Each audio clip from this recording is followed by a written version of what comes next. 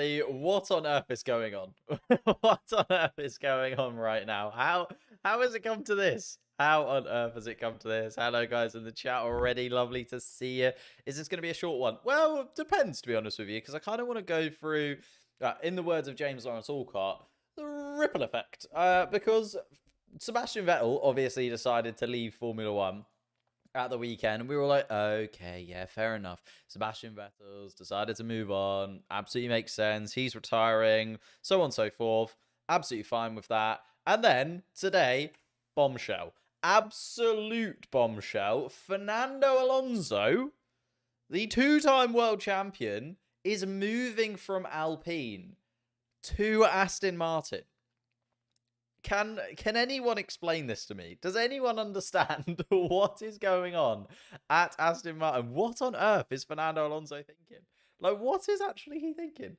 I just can't get my head around it. I have no idea what's going down. Like, why why is this happening? Like, let's look into it. So I'll share with you the full thing, because it's just absolutely come out of nowhere, in my opinion. Just trust in our plan. You're gonna have to trust in something, because I have no idea how this has happened so quickly. Like, surely, yeah, yes, Aston Martin, right, will have had an idea as to whether or not Sebastian Vettel was going, but Sebastian Vettel himself said there was quite a last minute or quite a long drawn out process that he went through to eventually decide that this was going to be his last year in Formula One. And it felt almost, because it was before the final race of the first half of the season, it felt like Sebastian Vettel had kind of come to this fairly suddenly. You know what I mean? Like, he could have waited until the summer break, or he could have waited, or he could have come out with it really early on in the season, so we all knew what was happening. We knew this was his final year. But he kind of left it until this weird moment in the season just before the summer break. And that made me feel, anyway, like Sebastian Vettel kind of came up with this, or kind of made that decision kind of at that point. But now, Fernando Alonso signs a multi-year contract at Aston Martin.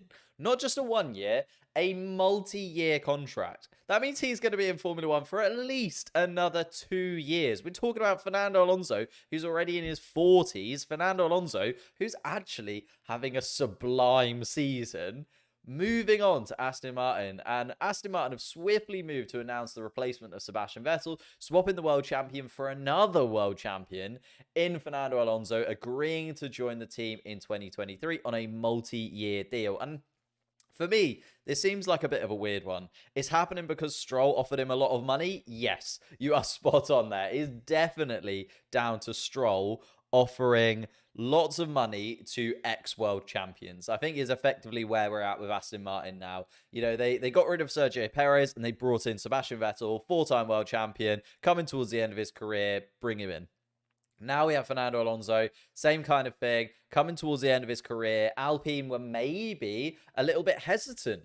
I think the fact that Esteban Ocon has a contract for the foreseeable future, and they kind of were a bit 50-50. They were like, should we keep Fernando Alonso on? Fernando Alonso's having a very, very good season. Maybe we just leave it a few more races. And Fernando Alonso has kind of snatched at that and been like, no, I'm not going to let you leave it a few more races. I'm performing. I'm doing really well in this Alpine car. If you don't want me in the team, I'm more than happy to go elsewhere. And that's kind of what he said. It's a clear statement of intent from both Aston Martin and Fernando Alonso for me.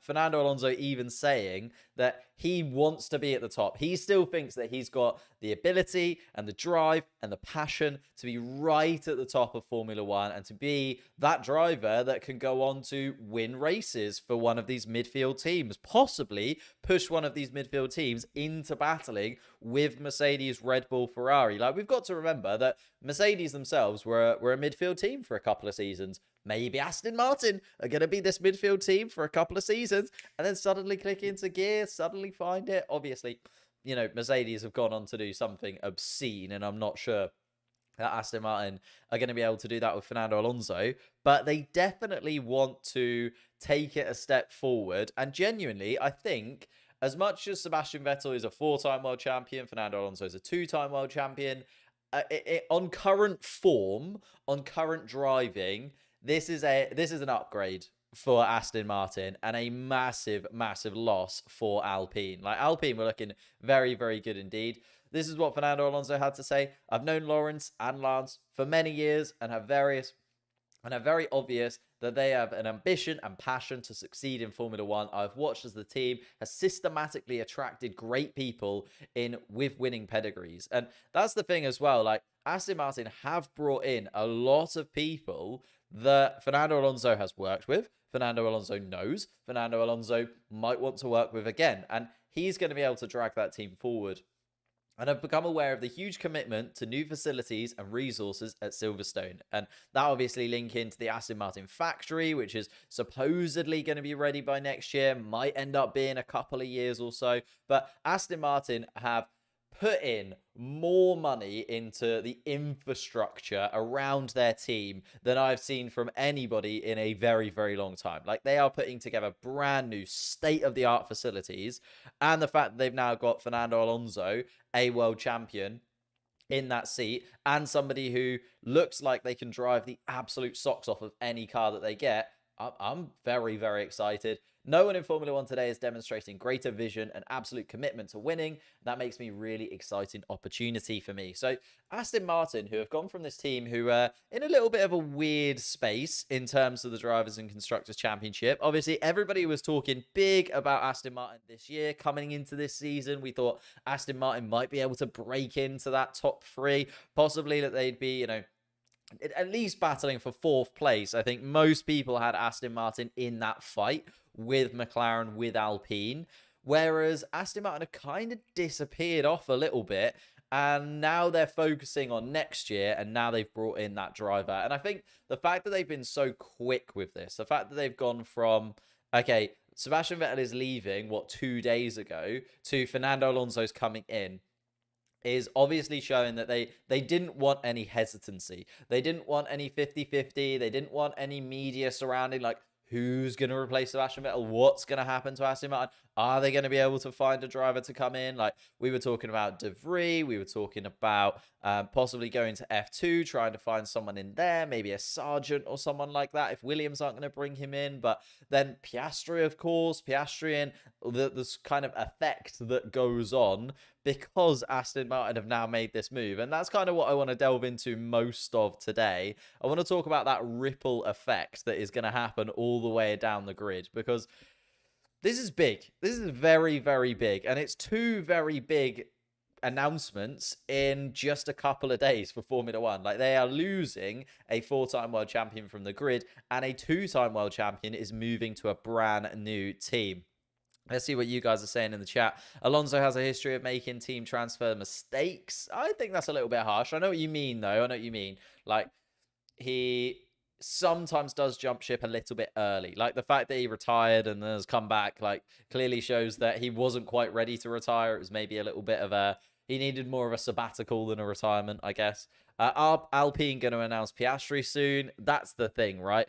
Definitely has to be Piastri that replaces him, and therefore kind of leaves Piastri in a very good position with Alpine. But other teams who were half looking at Piastri is in now a tough position, okay? So let's go through that ripple effect then. Let's talk about what happens from here. So Sebastian Vettel leaves. Sebastian Vettel is the first driver this season to announce what he's going to do in 2023 that was still 50-50. We're still up in the air. So Fernando Alonso then comes along, and Fernando Alonso is in this position at Alpine where he has to make a decision. And I think, honestly, I know it's a bit like, has Alpine decided to get rid of Fernando Alonso, or has Fernando Alonso decided to leave Aston Martin? Like, they're the two things, right? Did Fernando Alonso know that he wasn't going to get a contract for next year? Or have Alpine been hesitant and Fernando Alonso has been like, no, I am a good enough driver for you to want me to stay. Like, you should almost need me to stay right now. And therefore, Fernando Alonso has been like, I'm going to find a new team that requires me. I'm going to find a new team that wants me and shows that they want me continually. And I think that's what happens. So Fernando Alonso then decides to leave Alpine, decides to move on, and decides to move to Aston Martin because they're a team that need him. Whereas Alpine, I think, were maybe just going to leave it. I think Alpine were going to leave it until the end of the season, see where Fernando Alonso was, see where Oscar Piastri was, and then decide. Okay, I think they were going to wait until the end of the season. Like, they had both those eggs, and they were like, which egg is going to be the better egg for 2023? So they decided to wait it out. And Fernando Alonso just came in and was like, nope, you're not going to wait. You're not going to wait. I'm going to move to Aston Martin. So Aston Martin have now taken Fernando Alonso. And Alpine, to be fair, Alpine, as much as it is a big challenge for them to replace Fernando Alonso in terms of his driving, in terms of the driver that comes in, it's Oscar Piastri, right? Oscar Piastri is basically guaranteed to go into that Alpine seat. And I am very excited to see him. I really wanted to see Oscar Piastri in Formula One this year. I thought he might have got that Alex Albon seat at Williams, as it was sort of to-in and fro-in between those two teams. But Oscar Piastri is now a signed, sealed, delivered driver for Formula One 2023, in my opinion. Like, Alpine, who else could they go for? And why would they go for anybody else? Like, let's actually think about it. Who on the grid right now would maybe want to go to Alpine? Well, actually, there's a lot of drivers that would want to go to Alpine. Who on the grid right now would Alpine want to bring in that isn't Oscar Piastri? Makes no sense to bring in anybody else, right? Absolutely no sense whatsoever. So Oscar Piastri is basically guaranteed to go into that Alpine seat for 2023. And he's got some big shoes to fill. I think, we've all wanted Oscar Piastri in Formula One very soon. Like, we all wanted Oscar Piastri in as quickly as possible. I think he's in that same realm as, like, Pourchaire for me. I really want to see Pourchaire in Formula One sooner rather than later. So the fact that Oscar Piastri is coming in is really good. The other one is, as Liam has just said, Daniel Ricciardo. Daniel Ricciardo is the only other driver on the grid right now that has links to, obviously it was the Renault team, but he cut ties with them. So Daniel Ricciardo cut ties with the Renault team, and I don't think they're going to go back to him like that. I don't think you can just be like, nah, I'm leaving. 2 years later, actually, I failed and moved to McLaren. Can I come back now? Like, I don't think that Daniel Ricciardo is going to be able to get away with that. So I think Oscar Piastri is effectively guaranteed that seat. Really happy for him. And that then leaves some other question marks around the grid, mainly at Williams, because that was the thing, right? We were looking at Oscar Piastri. We were looking at, okay, Ocon has got a long-term contract. Fernando Alonso is driving the absolute wheels off of that Alpine car. Surely he's going to stay at Alpine next season. So now Piastri has to go somewhere else.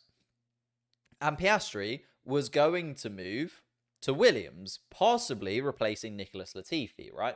So now they are in a little bit of a weird situation, Williams, because their first choice had to have been Piastri. Had to have been Piastri, by the way. Like, if you're Williams and you're going for anybody else over Piastri when Piastri is available, you're making a mistake. I think that's the main thing. The next driver along in this ticking time bomb that has come from Sebastian Vettel. So it's gone from Vettel to Alonso to Piastri. And now we look at Williams, where Piastri should have maybe been in 2023 had Fernando Alonso not made this decision. And we're looking at Nicholas Latifi in particular. I think Alex Albon has done enough. Don't get me wrong. I don't think Alex Albon has set the world on fire or anything, but he's been very good, very consistent. Whereas Nicholas Latifi has had some highs. Like, we look at Silverstone, we look at the wet driving he did in Silverstone, we look at the wet driving he did on Hungary this weekend. If every single race was in the wet, Nicholas Latifi might be a good driver. But unfortunately, I think Williams now need to cut ties. I think 3 years of Nicholas Latifi was way too many. Way too many for Nicholas Latifi. He hadn't shown the quality in his first couple of seasons. Maybe they were waiting for that third season bounce. Like, a lot of Formula 1 drivers do get a really big third season bounce. And I don't know what it is, really. Like, we've seen it with George Russell. George Russell's third season at Williams absolutely caught fire. Lando Norris at McLaren, again, took up a massive mantle, took a massive step up. I would argue Charles Leclerc in his third season in Formula 1 was a lot better than in his first 2 seasons. I know that he got that move to Ferrari straight away, but I think those couple of years really clicked into gear for him. I think Max Verstappen, the same thing. Like, yes, he came in, was absolutely sensational straight away, but took a couple of years to really click into Formula 1 in the way that we've now seen he's going to become a 2-time world champion. Nicholas Latifi has had those 3 years. And I think if you get 3 years at Formula One and you're still not there, it's never really going to happen. So I think Nicholas Latifi is the next puzzle piece to move. I think Nicholas Latifi goes because they can't get Piastri. Now they have to look elsewhere. Okay. And now they have to look elsewhere and have to think about other drivers that might be on the move. I think Williams go for Sargeant. I think that's a fairly good move for them right now. In this kind of ripple effect that has come from Sebastian Vettel's retirement. Sargeant, currently 3rd in Formula 2, has those links to Mercedes, has those links to Williams, is driving very, very well, and is one of those drivers like on the cusp of leaving Formula 2. Like we see it quite often where there's a few drivers in Formula 2 that are right on that edge of like, are they ready for Formula 1? Are they not? Okay. And sometimes you see them stay in Formula 2 an extra season because the team that they would move into just doesn't have the space. Like we've seen this with Nick, right? Nick has gone on to win Formula 2 and Formula E, but the Mercedes seat was never there. The Mercedes seat was never available. Like, you're never replacing Lewis Hamilton with Nick. You're never really replacing Valtteri Bottas with Nick either. And they always had George Russell in the background. So Nick was never actually going to be able to step up into that Mercedes seat. Whereas Logan, because he's got those Williams ties, I think this is a team you can step up into in Formula One. And I think Logan Sargeant could have a very similar career projection to how George Russell has right now. I think Logan might be the long-term replacement for Lewis Hamilton. And that might seem a little bit strange considering, you know, he hasn't quite got the absolute pedigree that George Russell came into. Obviously, George Russell won Formula 2. So, like, George Russell was always looking like he was ready to take that step up into Formula 1. And what I'm thinking is George Russell is probably going to be that #1 driver at Mercedes once Lewis Hamilton moves on.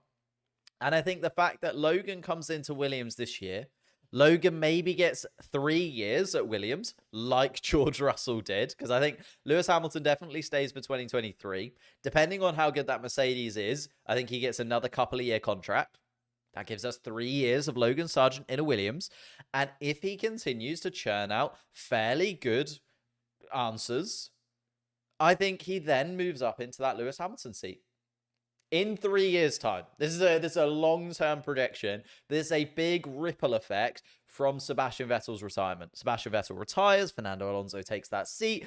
Forces Williams to look at Nicholas Latifi because Oscar Piastri now has that Alpine seat. Then Williams decide to go for Logan Sargeant.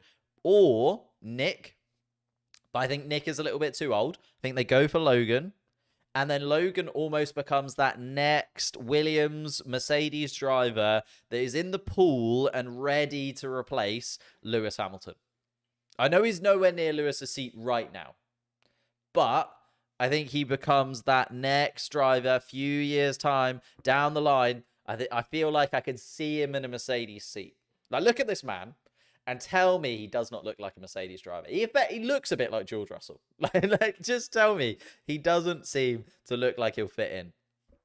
I know he's a Williams driver, not a Mercedes driver, but they have those links. They have those links, Scully.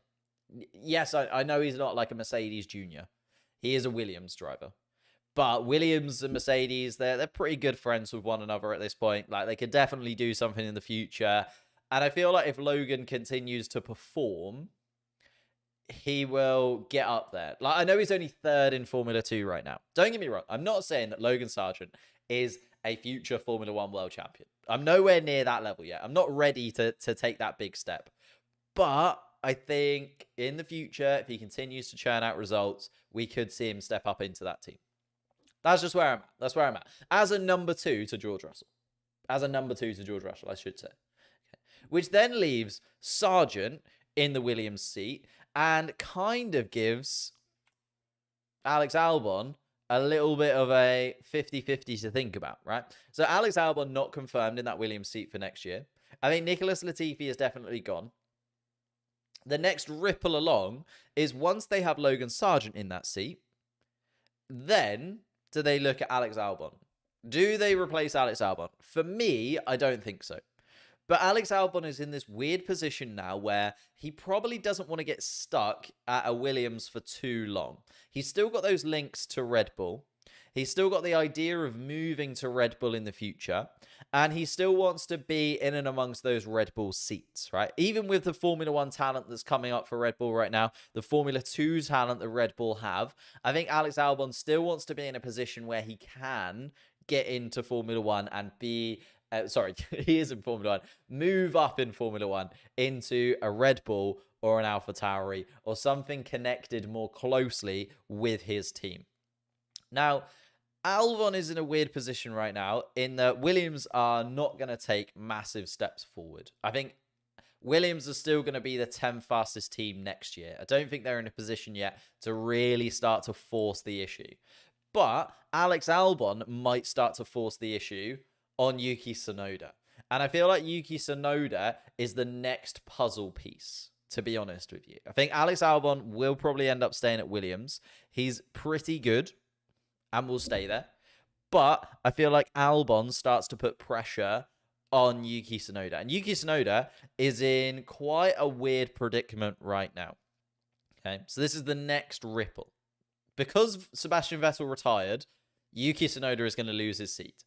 It's effectively the effect that Formula 1 has, which is mental, right? It's the fact that these things happen, but it's such a domino effect when it comes to Formula 1 that I genuinely think because Sebastian Vettel has retired, Red Bull need to have a little look at Yuki Tsunoda sooner rather than later.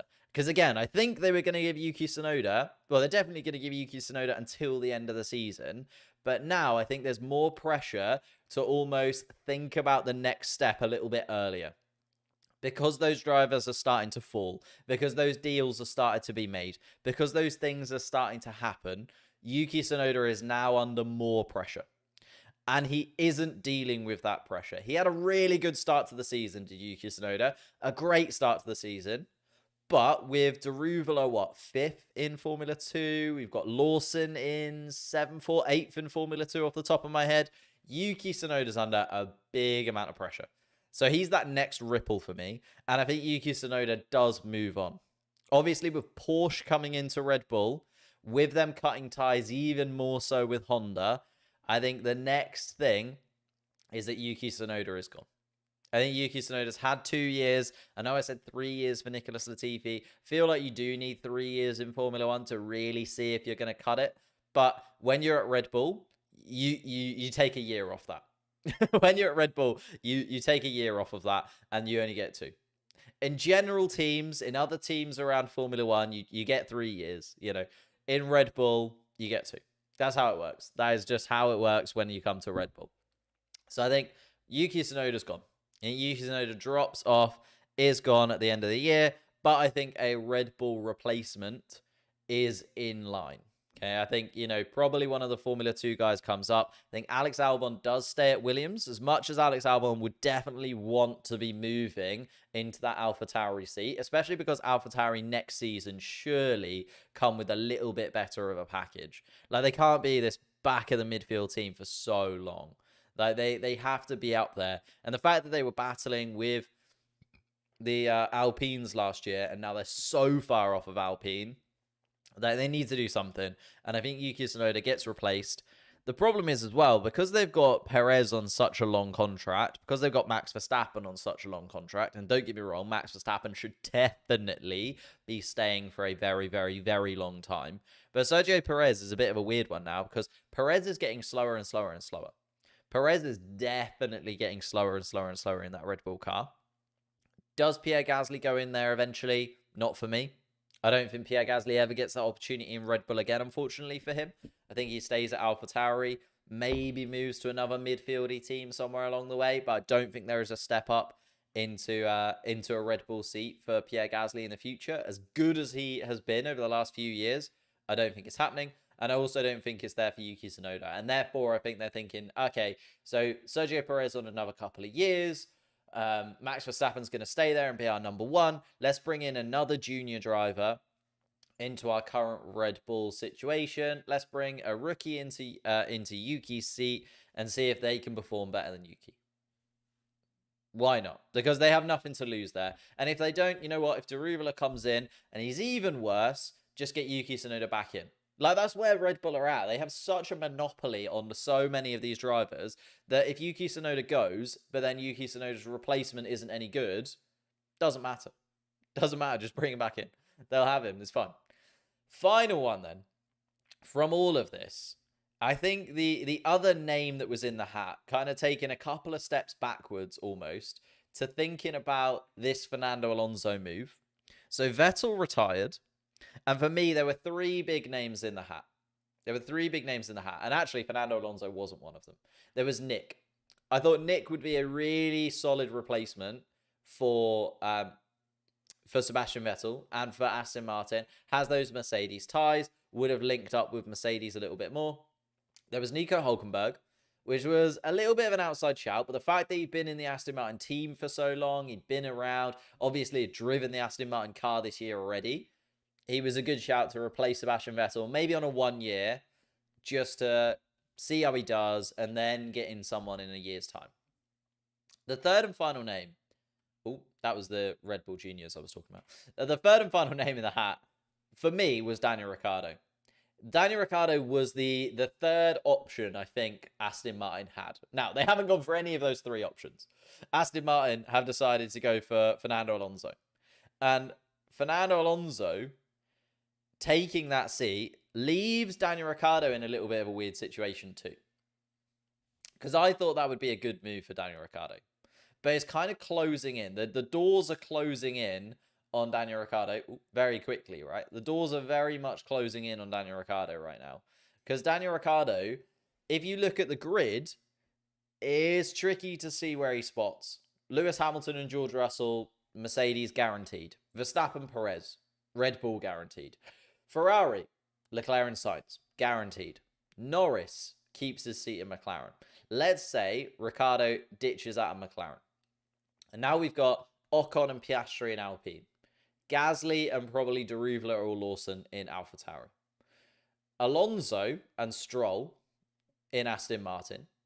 Let's say Sargeant and Albon at Williams. Bottas and Joe. Schumacher and Magnussen. Who on earth does Daniel Ricciardo replace in that? Where does Daniel Ricciardo go? Like, there was a little bit of a hint as to maybe Schumacher going to Aston Martin and then Daniel Ricciardo going to Haas because of the American links that he has. But I think Daniel Ricciardo is in a really bad spot right now.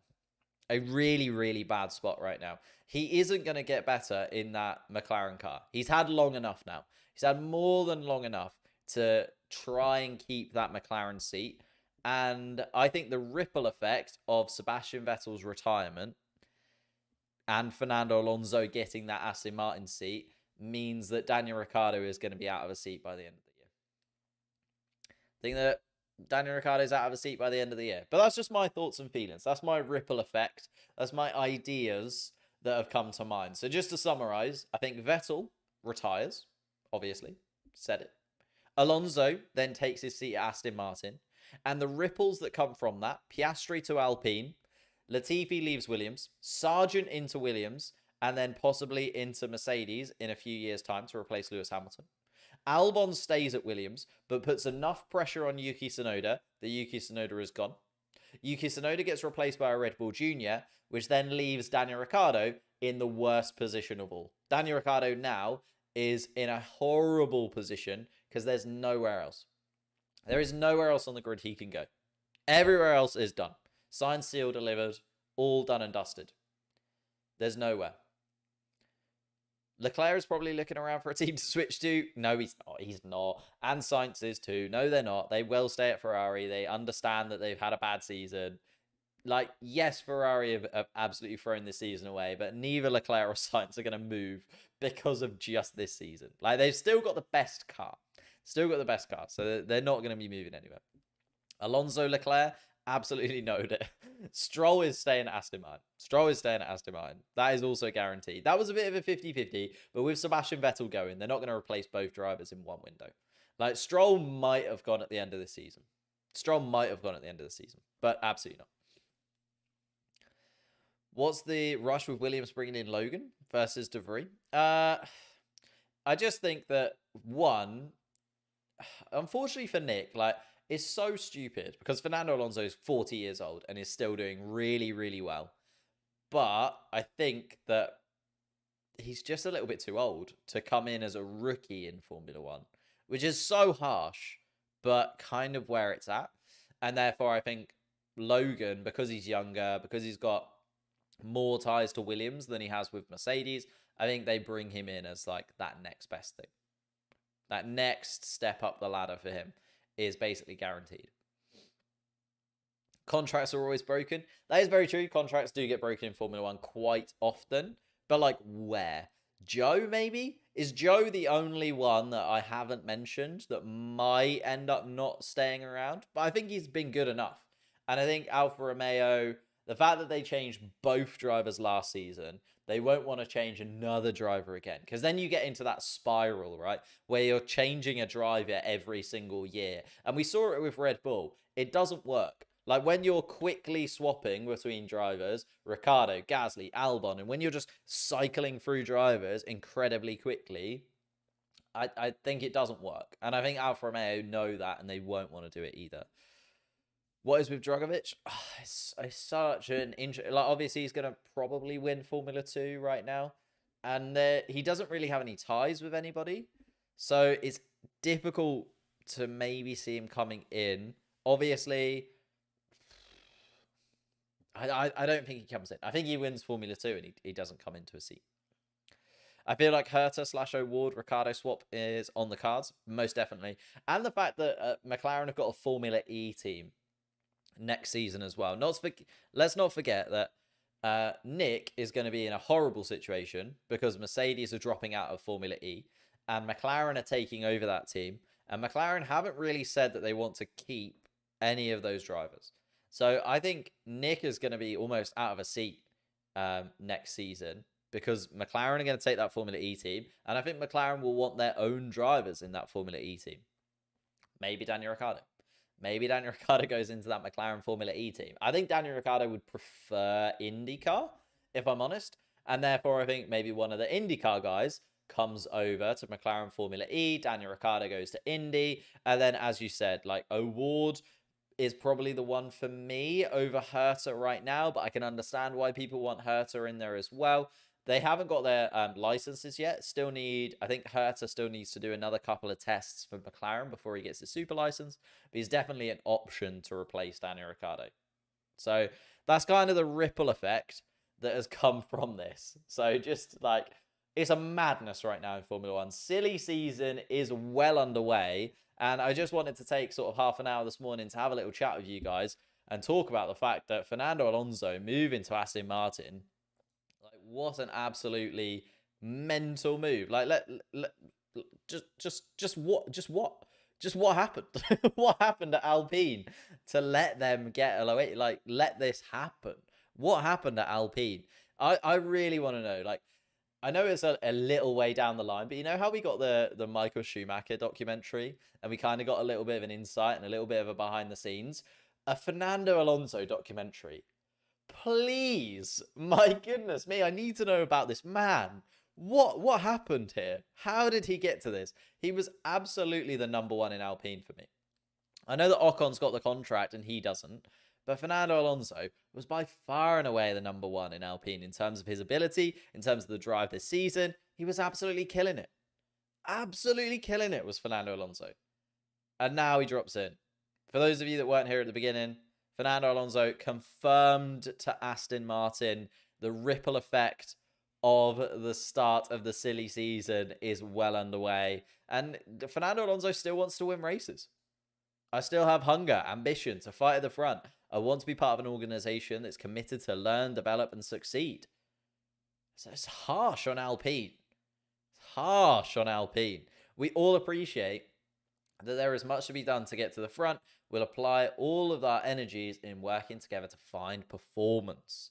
So this is one or two things, right? Fernando Alonso either wasn't happy that he didn't have a contract already, cut ties himself, decided to go to Aston Martin, or does Aston Martin have more ambition to fight? Does Fernando Alonso genuinely think that the Alpine has kind of hit its limit at fourth place? And to be fair, if you look at the Constructors' Championship, it is a big gap between the top 3 and the rest of the field. A huge gap. Like, Alpine aren't even on 100 points yet. They're on 99 points. Red Bull are on 400. Mercedes and Ferrari are in 300. And Alpine not even at 100 yet. That is a big gap to the top that he thinks he's going to try and fight for.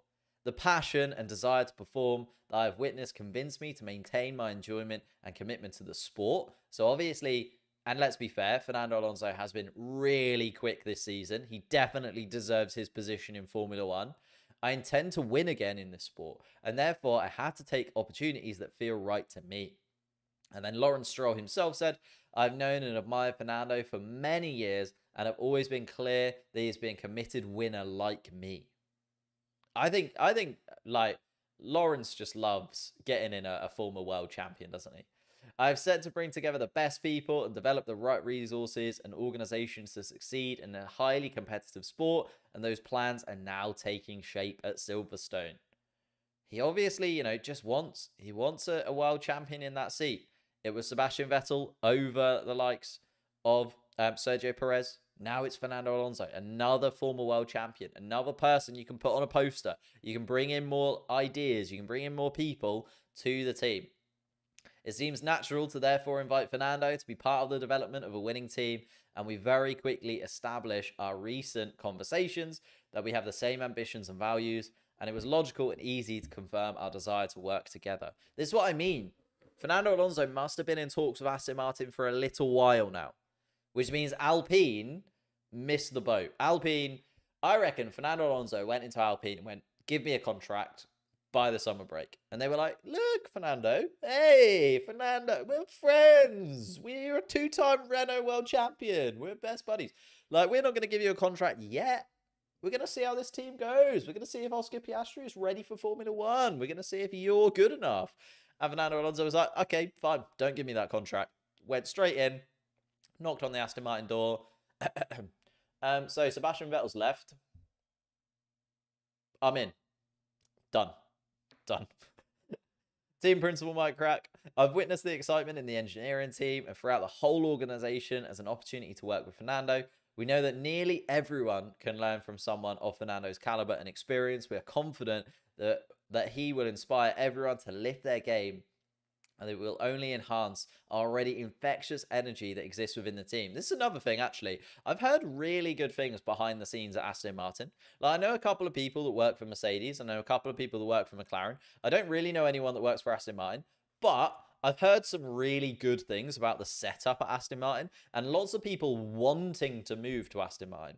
Not only because it's like an up-and-coming team, not only because it's got lots of like new facilities coming, but the kind of behind-the-scenes ideas that the Aston Martin team has, apart from Lawrence Stroll, who's an absolute like tyrant to the Aston Martin team. I think when they ignore him and forget that he's kind of in charge, I think that actually the Aston Martin team and the behind the scenes Aston Martin is really, really positive and is making really big steps forward. We're on our journey to create a winning organization. It's clear that Fernando will accelerate our progress and bring us to the performance in which we can take pride. We are delighted to have Fernando and Lance as our driver lineup next year, so basically guaranteed Lance Stroll is staying. And the combination of experience and youth will be incredibly strong, and both drivers look forward to competing and working together. The team has a new leadership focus development for the Aston Martin 2023, and we are all thrilled that they and our future projects will benefit from the knowledge and experience that Fernando will bring. Guaranteed. Fernando Alonso next season, Aston Martin probably taking a big step forward. And that is the ripple effect, my friends, my ladies and gentlemen, my people. I think Vettel retires, Alonso, Aston Martin now, Piastri into Alpine.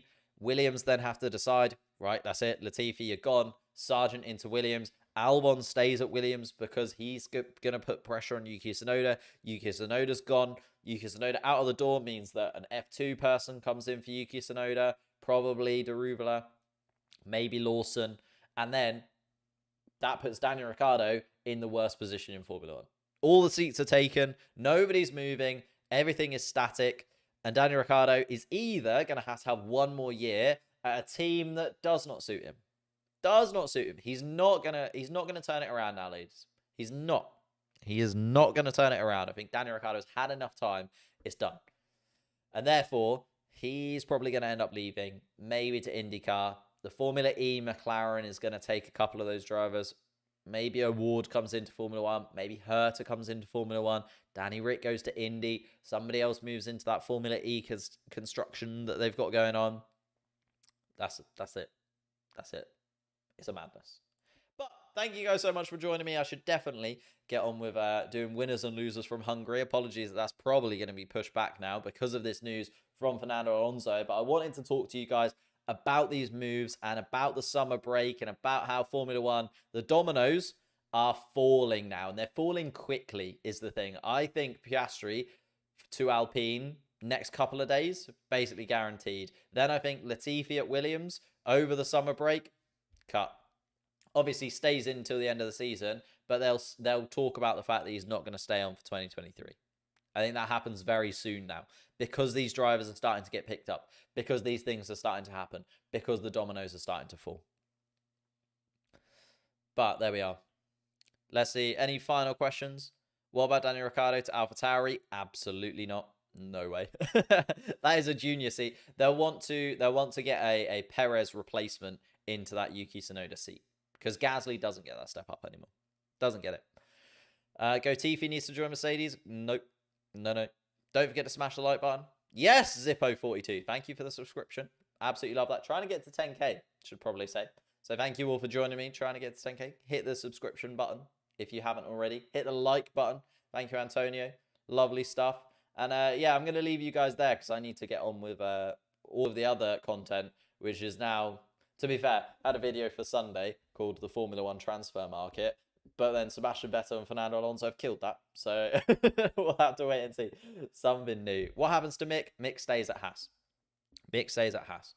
He's going to be at Haas for another couple of seasons as Mick Schumacher. What if Oscar already signed for Williams? I don't think he will have. Because Alpine, clearly, if Piastri would have already signed for Williams, then Alpine would have already signed Fernando Alonso. Like, that would have been done and dusted way ago. Hamilton to Aston Martin in 2025 confirmed? Maybe. I don't think so, though. I think Hamilton retires, and then, as I said, maybe Sargeant goes into that seat, in my opinion. Maybe Gasly, though. Maybe Gasly moves into that Mercedes seat. I think he's also a very good option for them. Whereas Hülkenberg, he's done now. Hülkenberg's done now. Maybe could have got that Aston Martin seat, but Fernando Alonso is a much better pick. So, it's all done and dusted. Gasly to McLaren. I don't mind. But we're rambling now. I'm going to leave it there because I want to leave this up as a VOD. Thank you guys so much. See you next time.